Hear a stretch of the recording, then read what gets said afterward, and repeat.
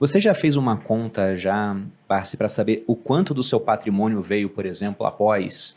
Vou dar uma idade X aqui, 65 anos, porque o Warren Buffett lá fora, uma das coisas muito divulgadas sobre ele é que hoje a riqueza dele é de uns 110 bilhões, se eu não me engano, de dólares. E disso, 107 bilhões vieram após os 65 anos. Você sabe o quanto que veio na sua vida, assim, depois que você já estava aposentado, entre aspas? Olha, nós temos uma diferença muito grande. O Warren Buffett, ele administra um fundo. E o fundo não é só dele. Ele tem muitos que aplicam no fundo. E outra coisa, ele não distribui dividendos, entendeu? Ele gera o sentimento da valorização.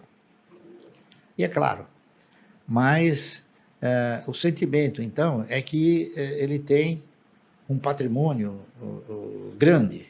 E tem. Agora, não é só dele, entendeu? Ele é o gestor, aliás, com outros gestores também competentes. Então, há uma diferença muito grande entre ele e eu. Eu não sou um fundo. Holding, né? Não é isso? Eu tenho um fundo, mas eu não sou um fundo. Então, eu tenho a mesma característica dele na pessoa física, enquanto ele tem o quê? Ele valoriza a cota. Está correto? Então, o cidadão ganha na valorização da cota. Ele não distribui dividendos. Eu não, eu tenho o meu dividendo. Entendeu? Nós temos assim, vamos supor, conceitos diferentes. Tá certo? Agora, é claro, ele também teve um sentimento de investir bastante aguçado, não é isso? E outra, ele teve também a felicidade de estar num país onde 90% investe na geração de riqueza. Sim. Não é aqui onde 99% investe o quê? Não, é agiota. Está entendendo? Então, há essa diferença. Então, quando ele comprou ações de empresa General Electric, Coca-Cola, West Fargo, né? Aqui você é obrigado a comprar outras empresas que não são idênticas lá. E o crescimento foi fantástico. Mas o padrão de multiplicação de patrimônio ele é muito parecido por conta da composição, fórmula da equação. É o tempo. Exato, é o tempo. Então, se você for pensar nas histórias do livro, né? Sei lá, o primeiro milhão ali no final da década de 70, para o primeiro bilhão, que foi em 2012, eu me lembro, porque foi quando eu descobri que eu era filha de bilionário, enfim. Essa história é ótima, eu já contei que eu passei em frente à banca, vi lá meu pai, o Lírio Parisotto e o Guilherme Afonso Ferreira na capa da Exame, os bilionários da Bolsa. Eu, opa, como assim, né? Então, o primeiro bilhão que foi... Você descobriu pela revista, Pela então? revista, descobri pela revista. Então, imagina, do primeiro milhão no final da década de 70 para o primeiro bilhão, quantos anos não foram, né? Até 2012. Para 4 bilhões, 3,5, enfim, isso varia muito, mas multiplicou por 4 nos últimos 10 anos. Né? Então, obviamente, o tempo Há uma relação, né? Bem forte. Tá entendendo? Então, e tem uma outra coisa que eu procuro também divulgar com bastante ênfase. O cidadão que opera no mercado dentro desse foco de uma carteira de renda mensal, ele tem que se ater ao benefício do provento, não ao sentimento do patrimônio. O patrimônio, ele serve para alimentar e contemplar o teu ego. Então, ele tem um valor relativo, tá correto? Só para vocês terem uma ideia. Em aproximadamente 6 meses, o meu patrimônio caiu de 4 bilhões e 400 para 3 bilhões e 700. Então, teoricamente, eu perdi 700 milhões. Mas eu não perdi nada. Por quê? Porque eu não vendi. Entendeu? Então, o cidadão, ele tem esse sentimento retrógrado de que ele perdeu, mas ele não perdeu. Você está entendendo? Daqui a pouco, na hora que o mercado se movimentar positivamente novamente, ele pode ir a 5 bilhões. Entendeu? Então, o que a pessoa tem que se ater é no resultado.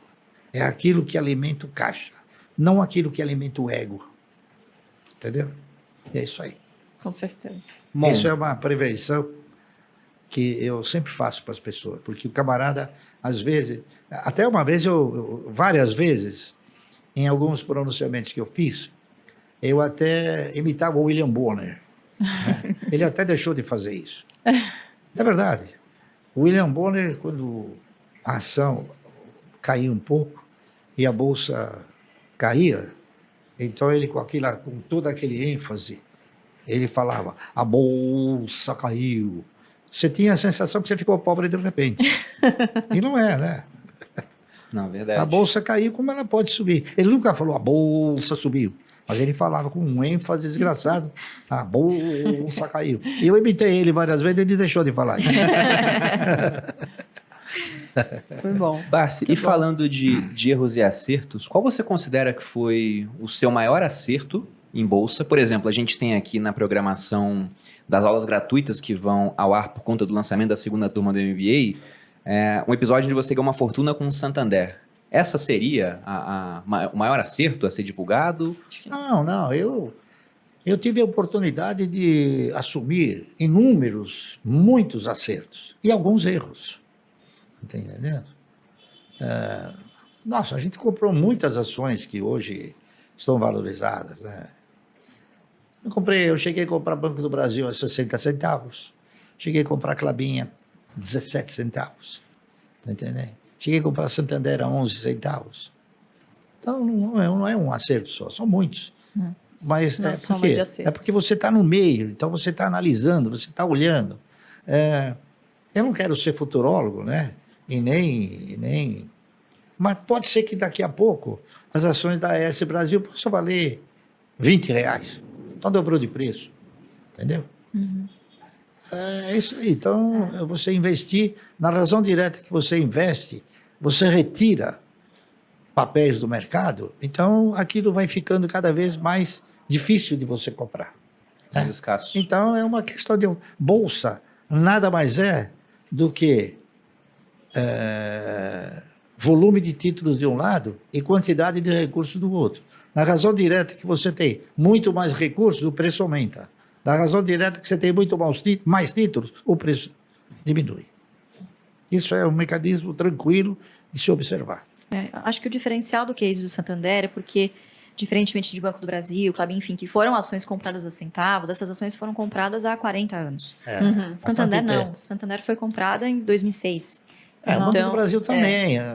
Que é um caso emblemático que mostra que foi algo recente, então quer dizer, não é que a estratégia funcionou porque ela começou há 40 anos atrás. Claro que isso também é um fator, mas tem dado certo também nesses últimos 20 anos, quer dizer, ela continua sendo uma estratégia atemporal e que pode sim, hoje, no dia de hoje, quem nunca teve contato com ações pode começar essa estratégia hoje, né? Então, acho que o caso do Santander pode não ter sido o maior, mas ele traz essa coisa emblemática de ter sido algo recente, né? Saiu de 11 centavos para 27, 28 reais, né? A gente falando de Symbiose, então... Bom, para quem quiser conhecer mais sobre isso, dia 27/1, essa é a terceira aula que nós teremos dentro do lançamento da segunda turma do MBA do Método Barsi. E para quem quiser se inscrever gratuitamente, tem um link aparecendo na descrição do vídeo e um QR Code aqui na tela.